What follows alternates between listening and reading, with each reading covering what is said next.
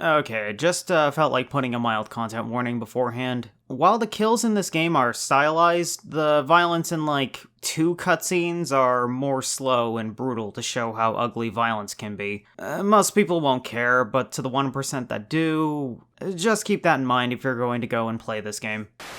When skimming through the games that I own in my ever-growing library for topics to talk about on this channel, I've noticed a growing pile of games that I've only mentioned once in a larger video that talks about multiple subjects, but never really discussed beyond that point. This feels like a disservice, since quite a few of these titles have enough unique qualities to make an entire video around. Enter Katana Zero, a game that appears to be a side-scrolling action game with cathartic combat, but looking under the hood shows a noticeable amount of substance here. I distinctly remember my first playthrough being fairly positive, so this is a good exercise in seeing how one of the games I liked held up over some time. There is also a DLC in the works, so depending on when that comes out, this video will have the benefit of being relevant as well.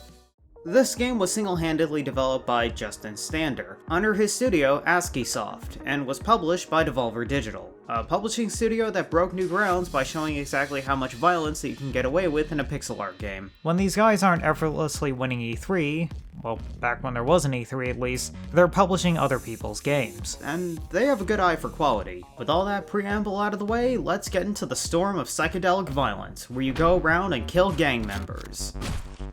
Wait, what? Anyhow, this game begins with the main character, Zero, going into a mysterious place filled from top to bottom with goons, and you're tasked with taking care of a target. As for the people in the way, leave no survivors. Things are starting to sound familiar, but the genius of this game can be found under the hood.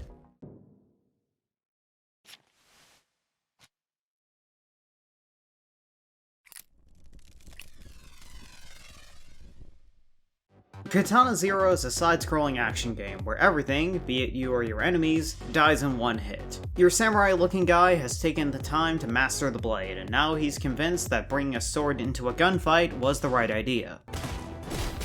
He would be right. Zero can slash in the 8 cardinal directions, and this even has the benefit of giving you some momentum to move in the air, so the game has a good feel to it. Hell, you even get a light pause effect when you hit an enemy to really sell the impact when you cut down your foes. Thankfully, it's not all just melee combat, since you can throw objects to hit enemies from afar. Same rules apply to hitting enemies with your sword, so combat has a nice flow alongside the catharsis of cutting down your fellow man. You monster. You even get a dodge roll that gives you iframes, so in a game where death can come in a flash, this is a good way to close the gap in some fights. Though if things get a little too fast, you can always press the right trigger button to even out the odds. The central gimmick revolves around time dilation. The main character has the innate ability to slow down time to make more precise moves in the heat of battle. This is a fast-paced game, so much so that it can be easy to lose your bearings in the heat of combat like in Hotline Miami. Having this ability on standby acts as a nice mediator between the intense kill-or-be-killed combat and the desire to not break your controller in frustration. It does run on a cooldown, so you can't rely on it too much, but as a tool to soften the difficulty, it's well thought out. Though the best part about this ability is that, for the most part, it's optional. A few things that you can do in combat, like ricochet bullets or dodge lasers, can easily be done at normal speed with good enough timing. That's the mark of a great game. You give the player a unique tool to let casual players get a power trip, and make the act of playing without it into a fun challenge for those looking for that type of experience. Hell, your time power goes as far as your character having some level of precognition. Every time you get killed, the game rewinds like an old VHS tape before quickly jumping back in, with the one successful run getting replayed in real time from the perspective of a nearby security camera. This really sells how much of a force of nature that Zero can be, and it's satisfying to rewatch a successful run on a challenging level. I was oddly proud of a few of my attempts, and I watched the whole replay. It's really satisfying. There's also a good amount of mixing things up in the 11 chapters. There are new enemies and hazards, new items to chuck around, an absolutely miserable stealth section that you can ignore, thankfully, and even a motorcycle chase. The game has some strong bones to build the experience off of, and it knows how to keep the gameplay loop from feeling stale. The presentation of this game is fantastic. Around the time I played Katana Zero, I was hearing a sneering from the general gaming audience around pixel art games. Something along the lines of people getting sick of indie games that ape off of the SNES and Genesis era for some reason. And then I look at games like this and Iconoclast, and I wonder what those guys were even on about. We aren't exactly breaking new grounds with the aesthetics, but this game looks fantastic in motion. The little details here and there really add up to show how nice this game's presentation really is. The way that light reflects off of Zero's character model looks fantastic. The after images that you see when he's running around really sells how energetic his movement is. And the blood splatter that you see after slashing a foe is satisfying. While the environments are rather simple, none of them blend together too much, and I can easily tell one chapter apart from another. Though the movie studio in Stage 5 and the city area in Stage 7 were a nice mix-up. The former had plenty of variety, and the latter is visually appealing in the way that city levels tend to be. Similarly, the music is fantastic. Much of the soundtrack goes for an energetic synthwave, though in the moments of downtime the game goes for more comforting themes using piano and the like, with much of the OST fitting the mood that the game is going for. My favorite tracks in the game are the apartment theme for its cozy atmosphere,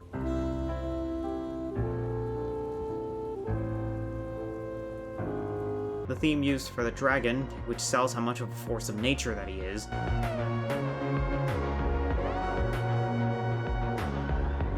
and Chinatown for just being a good old bop.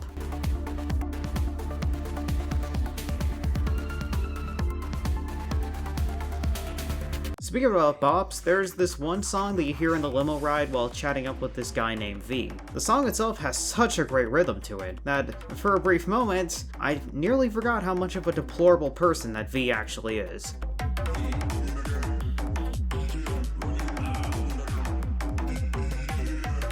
Even if you don't check the game out, the soundtrack is definitely worth a listen.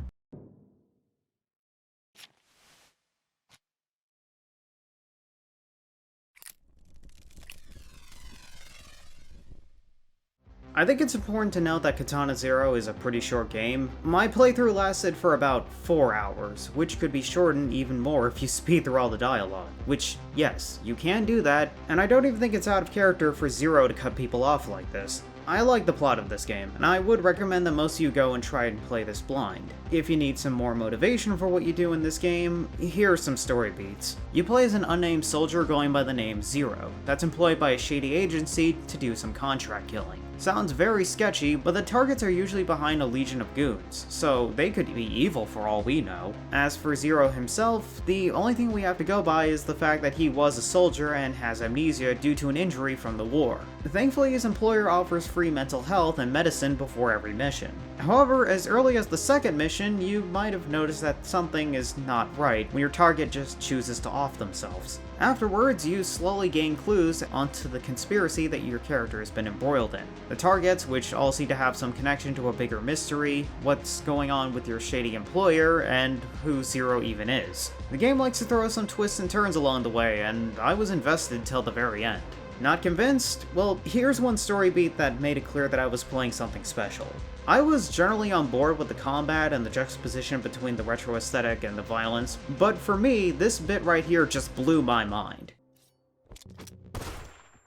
That was probably not the best choice of words. In this scene, you're about to get executed, and every time Zero dies, you reload. In a brilliant moment of ludonarrative harmony, you need to reload and learn the best course of action to survive this conversation. Not too dissimilar to the method that you use to fight off enemies. It uses the time mechanic in a clever way, and the boss fight afterwards along with the motorcycle chase were just fantastic. The big through line for me was the idea of empathizing with the main character. Not to spoil things too much, but it's heavily implied that your main character wasn't skipping through the meadows and picking flowers in the time before losing his memory. It gets worse when he has to struggle with moments of withdrawal and all the negative effects that come with it. The story brings in the struggles of a soldier that was left battered and an addict that's been negatively affected by drugs for so long that it's left some permanent damage. By the end of the game, it's safe to say that Zero is not a good person, by most accords, but I can't help but feel a little sympathetic for the fact that he's stuck in a hole with no clear way out.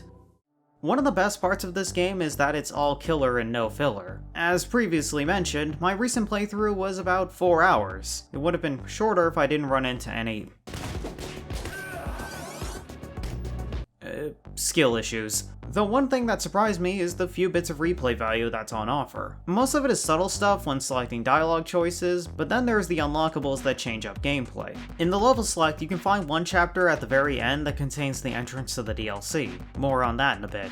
Along the entrance, you'll find some locked panels containing new weapons. If you complete an extra task in a few select chapters, you can unlock a different sword to use when replaying levels. Some of them are as simple as backtracking a bit, but others get way more involved. For example, if you didn't botch up the stealth mission, you'll get a key for one of the swords. I'll put a link in the description for the rest of the unlocks if you're curious. Only one of these swords is a cosmetic change, the rest will alter Zero's movement, attack hitbox, and one of them even alters the property of the blade itself. Katana Zero moves in strides with having a simple structure with a fun gameplay loop, especially since it's possible to completely opt out of the story during replays, which is much appreciated. And with that said, let's move on to the...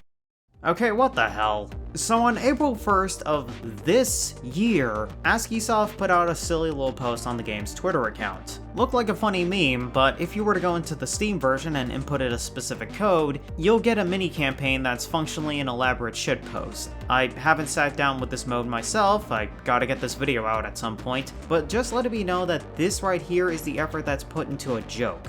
This one game developer is not cutting corners, and I can respect that. Katana Zero ends on a cliffhanger. While the emotional beats involving Zero and his memory issues were resolved by the end credits, the game still left a bunch of dangling questions in relation to all the stuff surrounding Zero himself. A short preview for the DLC was put online a good while ago. There's not much in terms of story shown off, but the gameplay additions look fun. There are some new enemies that fire ricocheting bullets, and I noticed that there were some new throwable items to mess around with. It even has the same style of humor that the main game goes for, so nothing is being cut short with this new content. And the best part is that it's all going to be free for those who already have the base game. I'm not sure if this new content will bump up the price like what happened with Shovel Knight, but this game is really good, so I won't get too mad if that ends up being the case. Speaking about that...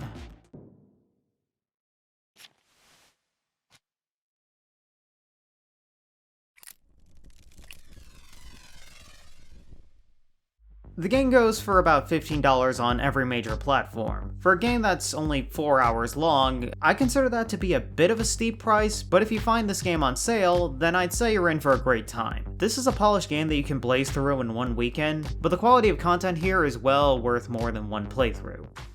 Hey guys, we're at the end of the video segment. Feel free to do that thing, like, comment, subscribe, and all that. And since you're here, I might as well ask you a question real quick. Aside from the obvious two examples, what other Devolver Digital games do you want me to check out in a future video? Drop it in the comments and let me know. With all that said, I'll catch you guys next time. Peace.